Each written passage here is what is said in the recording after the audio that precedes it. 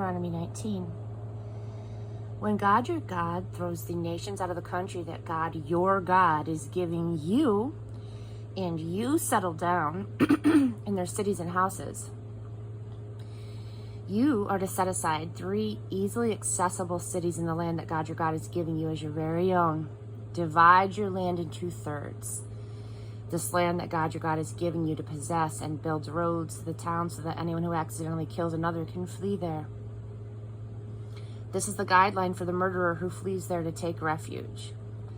He has to have killed his neighbor without premeditation and with no history of bad blood between them. For instance, if a man goes with his neighbor to the woods to cut a tree, he swings the axe and the head slips off the handle and hits his neighbor, killing him. He may then flee to one of these cities and save his life.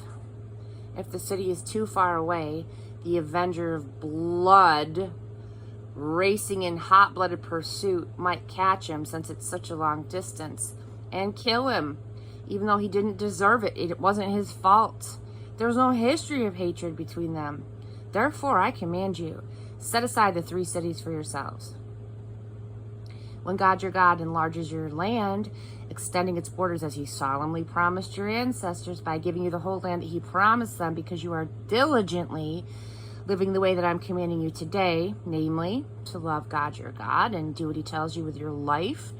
And when that happens, then add 3 more to these 3 cities, so that there is no chance of innocent blood being spilled in your land.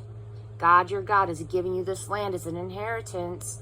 You don't want to pollute it with innocent blood and bring blood guilt upon yourselves.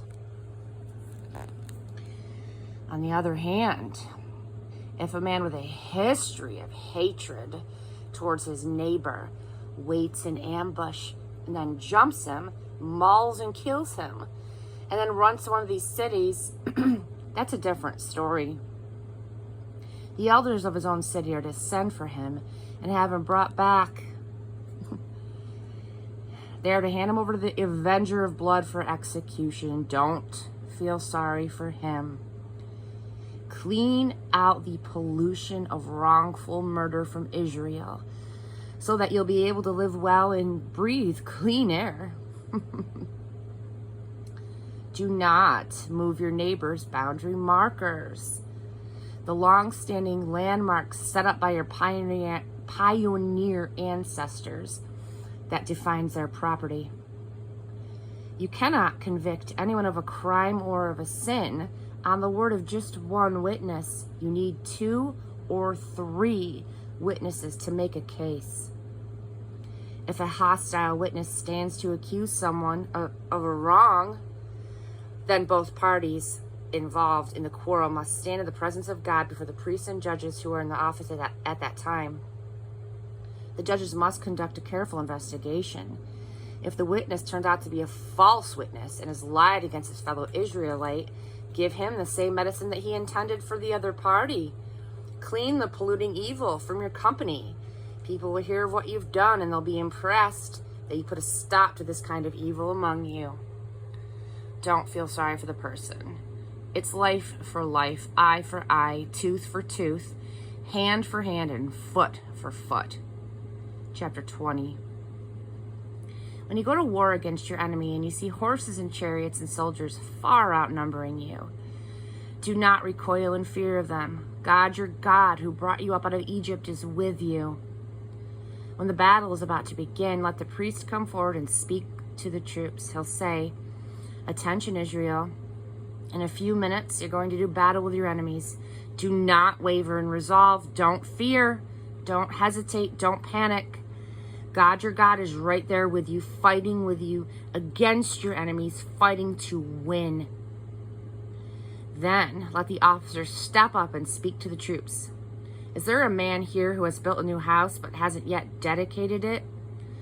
Let him go home right now, lest he die in battle and another man dedicate it. And is there a man here who has planted a vineyard but hasn't yet enjoyed the grapes? Let him go home right now, lest he die in battle and another man enjoy the grapes. Is there a man here engaged to marry who hasn't yet taken his wife? Let him go home right now. lest you die in battle and another man take her. The officers will then continue. And is there a man here who was wavering in resolve and afraid?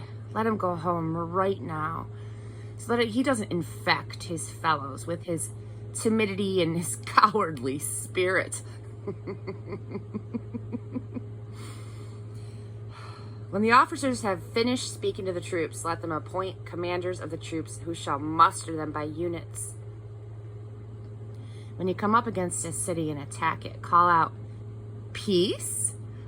And if they answer, "Yes, peace," and they open the city to you, then everyone found there will be conscripted as forced laborers and work for you. But if they don't settle for peace and insist on war, then go ahead and attack. God, your God, will give them to you.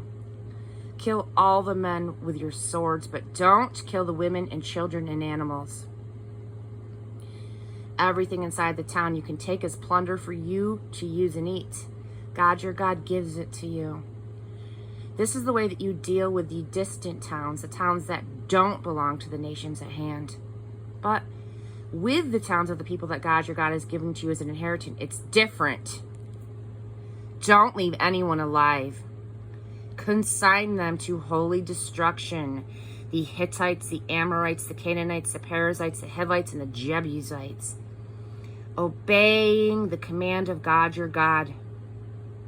This is so there won't be any of them left to teach you to practice the abominations that they engage in with their gods, and you end up sinning against God, your God.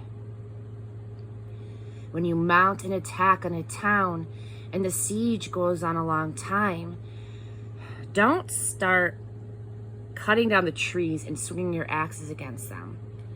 Those trees are your future food. Don't cut them down. Are trees soldiers who come against you with weapons?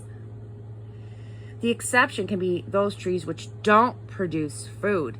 You can chop them down and you can use the timbers to build siege engines against the town that is resisting you until it falls.